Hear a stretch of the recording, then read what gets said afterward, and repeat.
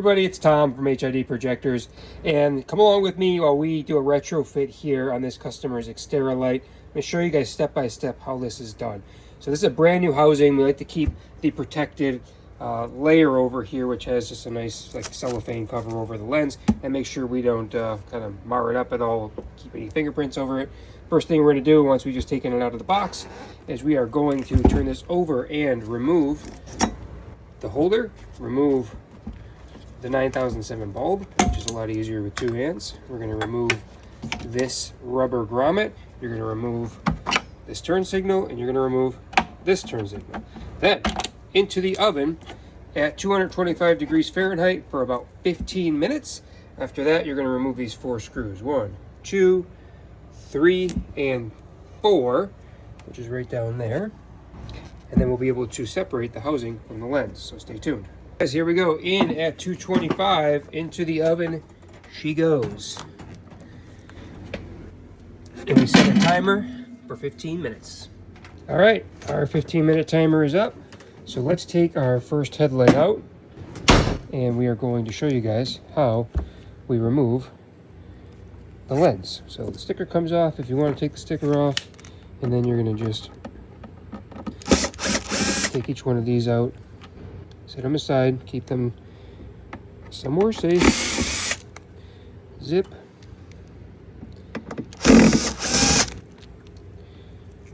And then the last one is just right here. So once all those are out, we're ready to remove the lens from the housing. So in this case, we're going to come over here, and you can use a flat blade screwdriver like this. You can gently separate the housing here. Don't He-Man this, it should want to come apart. You also want to make sure you don't damage any of the plastic here. So we'll give a little bit of pressure, and then what I like to do is just to turn it sideways and slowly pull it apart. Now watch your locking tabs that they don't hold you in.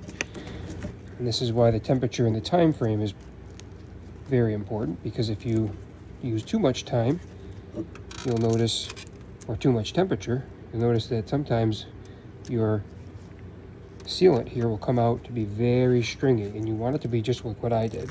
Not stringy, but not difficult. It's like the sweet spot. You'll see I'm just carefully grabbing the sealant so it doesn't get onto the lens. Now this one we're going to keep all chrome. So the next thing we do is we take our lens and we put it somewhere very safe. And that way it won't be damaged when we go to put everything back on. It'll stay clean. We've got a special shelf over in the corner. Now I'll show you guys what we're going to do here. Take the housing like this. You'll notice we flip it over, and there's a hidden screw right back here. We need to take this out next. So come in here. Just zip that out, and then if you have a pair of pliers or something like that, you can take these 2 little tabs that are holding on the bulb retainer, or this bulb, and then you can come in here and give it a wiggle, and it'll come right out. So this goes in the trash, Kobe, and now we're ready to assemble. All right, here's the next step. With your kit, now this is the Nissan Xterra specific kit, you're going to get the following parts, and I've already pre-assembled one projector, so I'll show you here kind of step by step. You'll get our beautiful box here, and in the Nissan specific kit, the Xterra specific kit, you're going to get the projector here, and you get the wiring for either power, you've got your wiring for your high beam. You're going to get 2 specific beveled silicone washers. Now this is specific to the Xterra, so you'll actually get 2 washers per projector. Then you'll also have your 9006 plug, you'll have the retaining nut, and then you'll have the washer that goes on the back of the housing. We'll show you how that works as well. Then you get your shroud. If you picked a different shroud, you'll get a different shroud, and some mounting hardware if you need mounting hardware for your specific application. Now I put the shroud on here with the 4 screws, put the 2 beveled washers here, they go in. You can see there's a beveled side, so one is thicker and one is thinner. The thicker side goes on the bottom and the thinner side goes on the top, and you stack 2 of these onto the back of the projector. So when everything's assembled, it looks like this. The other thing you need to do is take the high beam wires and de-pin the high beam plug. So that's this guy right here. You can use a de-pinning tool like we have right here. It's really easy to do, or you could just take something sharp and kind of work your way through the hole here and move those little ears down so it will release. And then I'll show you guys when we reassemble how we put those back in. So now when you have your projectors assembled, we'll do the same thing with this one. You're ready to roll. Another thing to do is make sure everything works properly. You may want to bench test it all. It does get tested before it goes out, but it's always nice to put power to everything. Make sure your solenoids are operating clearly and cleanly, which you can also do by hand by just taking a look at the shroud or the shield here and making sure that's operating, and then you can power it up as well. Same thing with the low beam, and then you're ready to assemble. Alright guys, we're ready to assemble now. So we have our housing that we've just taken apart. We've got our shrouds and our projectors that are all assembled. So the main target here is to take the threaded shaft. It's going to go through where the old bulb was, and your high beam wires are going to go through where your old holder was for that bulb shield. So I'm just going to fit them through here and through here. Just doing this kind of blindly with the camera running. And we're going to slide it through. Now once you get it through, look in the back, and you can sometimes use a pair of pliers or something to grab these wires if they're not all the way through. I like to do that and fish them all the way through. Now we notice we've done that before we've tightened anything down. We don't want to pinch any wires. Next you're going to take this washer and run the wires for the power wires through the washer just like that, and you'll notice it's a perfect fit into the Xterra. Slits right in there. Then you take the retaining nut and that goes through again. You just kind of do this one-handed. There we go. Now again, you want to make sure this is straight. You'll see I'm roughly pointing this the 12 o'clock position. We're just going to get this in for now. And you don't want to He-Man. This should turn out, it should turn really easily, just like I'm doing here. And it wants to go in all the way, kind of get it roughly hand tight just by turning it like this. I'll show you guys a trick here in just a minute. Now what we're going to do is if you look in the back of the housing, you'll notice there are horizontal marks. It's hard to see, but there's one here and there's one here. We have to match this horizontal cut with those horizontal lines that are stock on your housing. That's what gives you that good horizontal aim, okay? So I know how to eyeball that to get it really close, maybe half a degree off or so, but once I'm there, I'm going to take a pair of long needle nose pliers and I'm going to use that to lock this down. Now I'm going to make this pretty tight. I'm no stranger to the gym, but you definitely don't need to He-Man this because you are stronger than the mounting material used to mount these up. So once they're in real good, you can also make some small changes. I'm holding the projector like this with some gloves on, obviously. If you also eyeball this, you can use these reference points here along with these horizontal lines here and here to make sure you're right in that spot where you should be. Now if it's off a bit, you'll notice it. You can also bench test it at this point. So if you have your Xterra with you, it's a good idea to now mount it onto your truck and check your alignment and then make any tweaks if necessary. I also like to give this about a good 30 seconds or so to kind of set those silicone washers, and then I'm always able to get like another quarter turn out of that without too much effort. Now I know this is in and it's tight. So what we're going to do next is we'll get some compressed air and blow this all off, and then we'll be able to reinstall our lens. Okay, cleaning time. This is just going to get rid of any of the debris, any dust, any particles that were in there before. I like to go from the front and then again from the back and really clean it.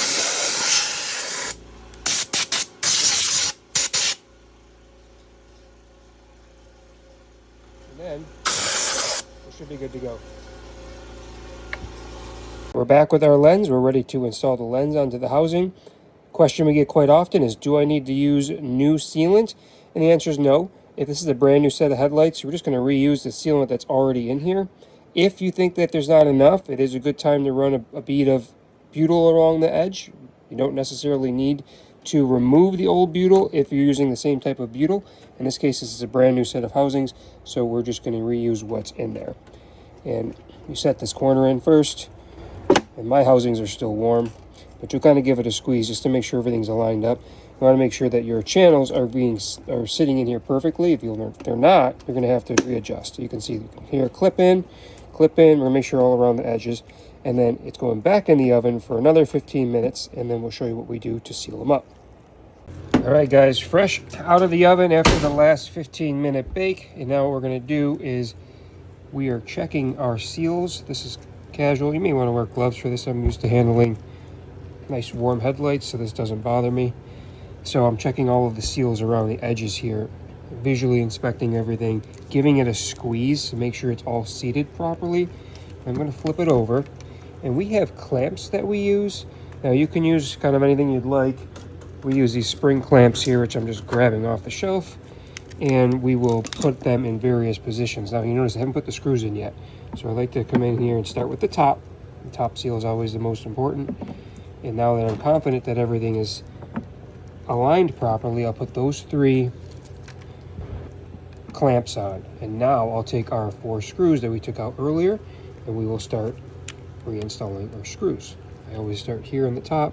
I give it a little bit of pressure, make sure it's lined up. Then I'll come down to the opposite end, and I'll make sure this one's lined up. And then come over here. And then the last one over here. Once we have all our screws in, you'll notice that draws it a little bit tighter. This clamp pops out sometimes because it likes to hit the ground. So you'll notice what I did is I took one of those rubber stoppers and I just put it there to give me some kind of a tilt there. Now I'll take some more clamps and I'll go around the other edges, the bottom of the headlight, the sides of the headlight, and I'll let it sit for a good 20-30 minutes to cool down. And you'll notice it's just holding everything. So the clamps are just holding everything down and allowing all of that butyl sealant that's in there to kind of form back around the channel, providing a great seal. So we're going to leave these open so all the heat can escape at this point, and then I'll show you guys how we cap them up and seal it up. All right, now that everything has cooled off and you've removed your clamps, let's start by reinstalling our turn signal bulbs and our side marker bulbs. Those just go in, they line up one way and they go in with a little twist. Make sure you are looking at the size of the tabs because the large tab has to fit in the right spot, especially on this one. It can feel a little tricky, it'll just go right in. Next, you're going to take your rubber donut that came off of the stock headlight and you'll route your wires through that like this. And you'll just press down. Make sure you get it around the edge and it's fully seated. You'll notice it goes around the base and then around the projector mount inside. Okay, when that's looking good, next you're going to come in. These are the optional caps that you can purchase for the kit. Highly recommended because you have to seal all of this back up. Now what I like to do is just take the smallest little slit right at the bottom here, about that big, and we're going to take our wires and just route them through. And remember, no headlight is 100% waterproof.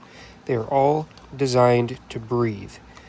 What breathing means is you're able to regulate temperature and pressure. So if your temperature inside your headlight is a lot different than the temperature outside your headlight, that's how condensation can form.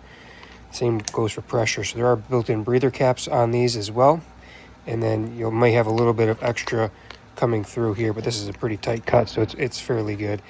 Now we're going to take some time and just push this on over the top of our rubber seal. And what I like to then do is wrap this up with a vinyl tape just to hold everything on. But if you push it on tight, it is a very good seal just like it is. I just like to do that for extra kind of peace of mind. Now, we talked about this earlier. These are the high beam wires. They need to be repinned. So I take a little flathead screwdriver or flathead blade here, and I will push the pins back up. You can see that now they're at like, I don't know, almost a 45-degree angle or so.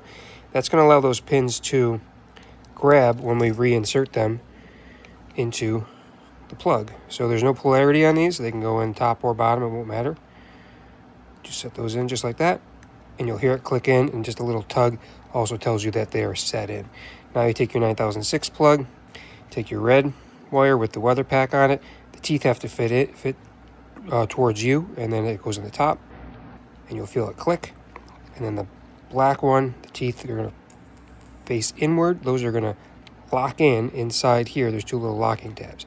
Now this is ready. Then you take your plug and play harness, which is a 9007, and you're going to have your plug here.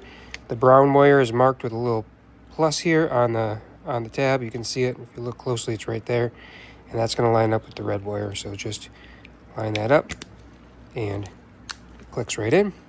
Your high beam wire And there's a flat side and a rounded side. Again, that just kind of slides in.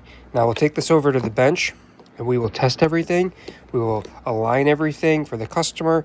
We will do a pressure test where we'll make sure that there's no leaks, and then it's out, packaged up, and ready to go. With one more exception. How could I forget? We gotta take our sticker and put it on the side. So I hope that helps, guys. This is a very quick and easy one. Most of the retrofits that we do kits for are try to be as simple as this, so it can be plug and play for you. But what you're going to get with this solution is an OEM plus looking headlight. Looks great, super easy to install. You saw the assembly process wasn't too bad. This one I would rank as maybe a 3 out of 10 in terms of difficulty. So this is about as easy as it gets. And the kit comes with everything you need right from our website, built from us. With the support that you need. So we're just a phone call away if you have any questions at 716-662-3479. Now, one other quick thing to add before we wrap up. If you were doing a larger kit with the monster shroud, or you're doing any paint work, obviously you've got to take everything apart, prep and paint it properly.